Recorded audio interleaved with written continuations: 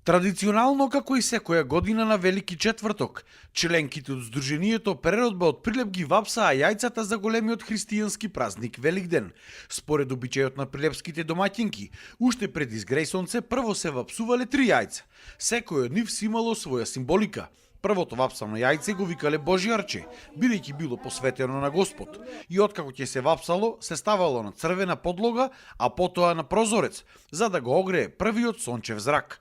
Другите 2 јајца биле посветени за берикет на нивите, а третото за имотот. После нив се вапсували и останатите јајца. Првото јајце великденско, што ќе го вапцаме, са бајле пред сонце, тоа треба да биде домаќинката гладна, за да биде волшебната моќ на јајцето, да не биде разбиено. Сега ние прво во водата си тураме малку киселина, па си тураме боја, црвената боја, ни е символот на Христовата крв. Ова првото јајце е Господовото јајце, тоа е за Господ.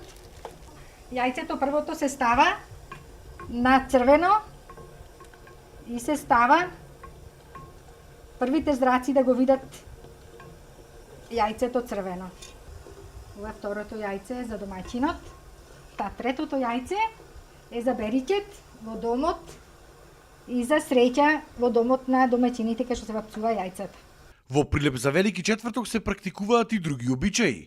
Освен по старите, традицијата ја продолжувале и младите.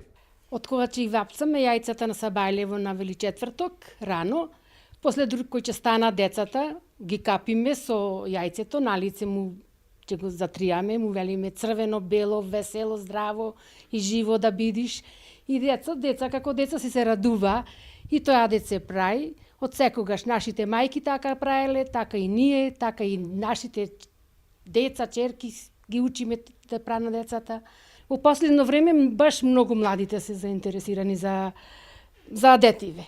И си постат за традицијата, и си постат, и сите адетиви што ми кажува, знаеш, прашува како се прешо се прави. И баш ни е кеф дека така. Целта на постоењето на ова здружение била токму ваквите традиции да се запазат и зачуваат за идните генерации. Во овие тешки времиња, кога моралните, семејните вредности се изгубија, буквално се изгубија, оваа традиција за нас представува многу, за нас возрастните, и пренесувањето на помладите е целта на нашето здружение, да се зачува моралот, да се зачува традицијата, да се зачува простувањето, да се зачува љубовта. Инаку според православната црква, на Велики четврток за време на тајната вечера, Христос ја воспоставува светата Евхаристија, односно причестувањето. Исто така на Велики четврток тој е предаден од страна на Јуда.